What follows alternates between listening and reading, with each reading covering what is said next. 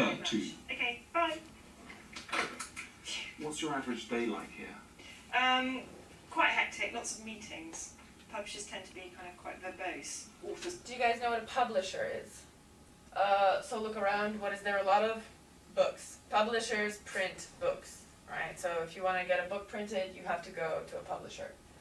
They also have marketing for publishers, so they design the books and they look at how many books sell, how many books don't sell. So that's her job. Just phone up and they'll suddenly say, is this happening? And then you have to check up to see whether it is. And what kind of things stress you out most? Meetings that drag on. Yeah. Like someone will say, can we have a really quick meeting and it'll only be half an hour, and then you're sitting there kind of twitching because it's taken an hour and a half and you're thinking of all the things you've got to do. And what do you do when you get particularly stressed? You know, your desk is overflowing with papers. Yes, it seems to be now. What do you actually do to kind of? what do I do? I run around and get bossy. There could be one solution to all this. There might be one solution. What could the solution be? Well, our friend Seneca. Yeah. He had this one idea that he says that what makes us most stressed out is things that take us by surprise. That most stressed, most angry, if a kind of problem looms up that you haven't expected.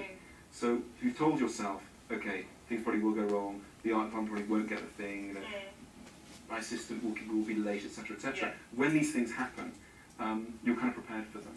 And he says the greatest thing, the greatest way to combat anger and frustration is to be prepared. And that's why he advised this kind of premeditation. But then you might also kind of stress yourself out even more by imagining all the terrible things that could happen. So before you even get there, you're kind of panicking, thinking, oh my God, this could happen. Sure. Whereas my initial reaction is to kind of think, well, no, it's going to be fine, it's going to be okay. Yeah. You've calmly prepared yourself, and not in a sort of manic way, but you've just said to yourself, okay. We usually try to reassure people by saying things like, don't worry, it'll be fine. But Seneca believed such cosy advice to be potentially very cruel, because it leaves us unprepared if things turn out not to be okay.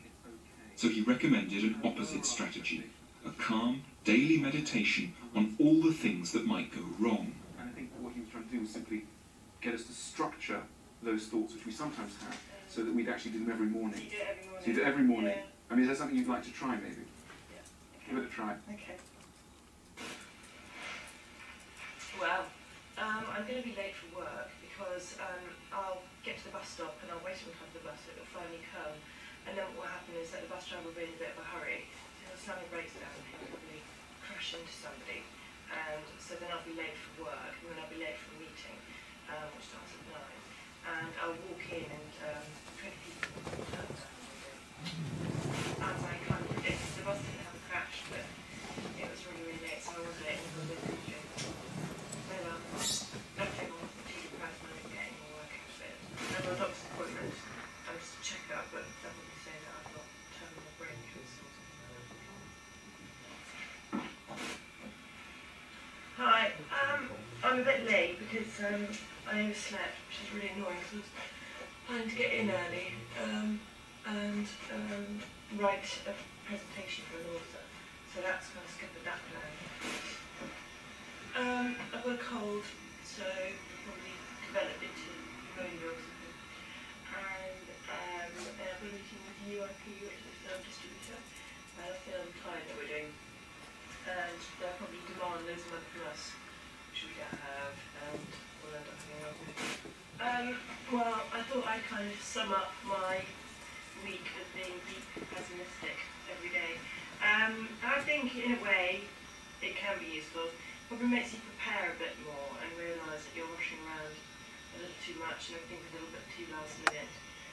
And it makes you be aware probably of the things that you can affect in your life and the things that you can't. And the things that you can't affect, like the bus or like other people not doing their jobs or other people screwing up or not delivering on time. It makes you perhaps more philosophical about those kind of things.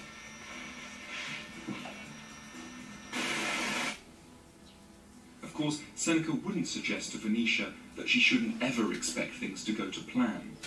So what she had like the video every day, and in each day she would kind of think about what's going to happen that day. And usually she would think, oh, everything will be okay. But this time she tried to think of all of the bad things that could happen to her that day. And so she did this for a week. And then on Saturday, she thought about it and gave her opinion about whether this works or doesn't work. So what did she find at the end? Was she happy, or happier or less happy, thinking bad things will happen? What do you guys think?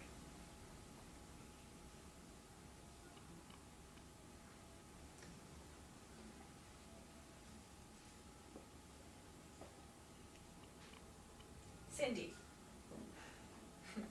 what do you think?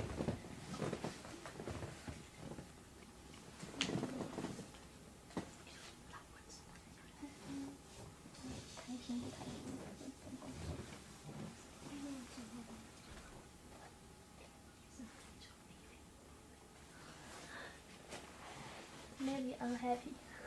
You think she's unhappy? Unhappy. Okay, why?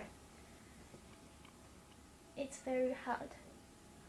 Very hard. To do what?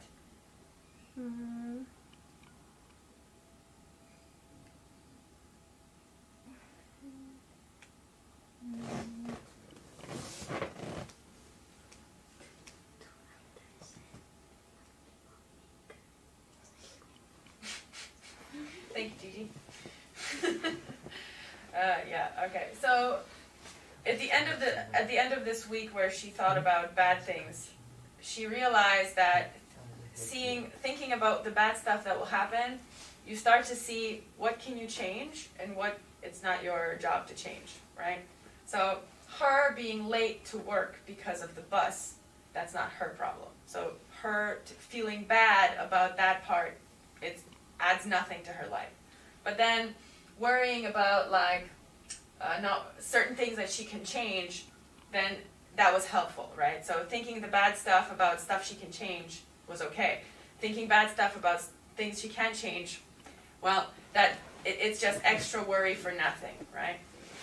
So what she said at the end is that expecting bad things to happen made her think about what can I control, what can I change, and what can I not change. And I'm going to worry only about the stuff I can change, right? All right. Well, do you guys think anything else? Do you have any ideas? He would just ask her to be psychologically prepared for a day when they didn't. Seneca believed that we actually frequently overestimate our capacity to change what is occurring, to change a frustrating situation. And it was in order to remind us constantly of just how many things lie outside of our control that he invoked a goddess. Her name was Fortune. She was to be found represented on the back of many Roman coins, and there were also statues of her throughout Italy. She was represented holding two objects. In one hand, she was holding a cornucopia, a symbol of her power to bestow favours. She held in this cornucopia many of the best things in life.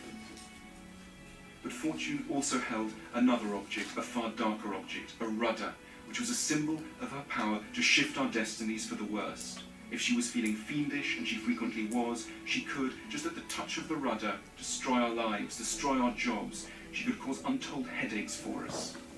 She is a symbol of everything that we must accept, both good things, but also bad things. That when things go wrong, we shouldn't rant and shout.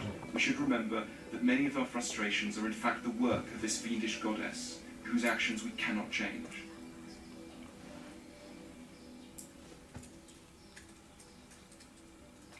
Most of the inhabitants of Pompeii, a small town on the foothills of Mount Vesuvius, believed themselves to be the masters of their own destiny.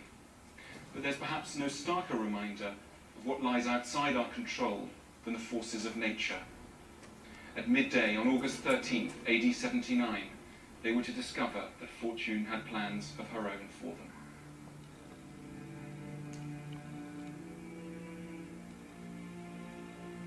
Within hours, Pompeii was buried beneath scalding volcanic ash. It was a horribly graphic illustration of Seneca's point, that we are never immune from fortune. Even when things look safe, they may rapidly take a disastrous turn for the worse. And the best way to protect ourselves is to be psychologically prepared.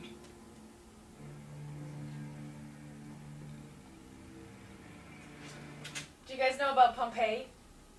So Italy, there's a volcano near the city, and the volcano exploded. And what happens when a volcano explodes? There's lots of ash, right? So the city was so close to the volcano that people basically got frozen as they were dying. So you can go to Pompeii and you can see like the last moments of this city, right? So people just, there's like children and dogs and whatever. Things are just exactly how they were the moment everyone died. Because the ash, first the lava covered everyone, and then the ash sort of fossilized, right? So he's using this city as an example that like you never know when bad luck will happen. And so because you can't control luck and you can't control what happens, all you can do is control your expectation and control how you feel after, right?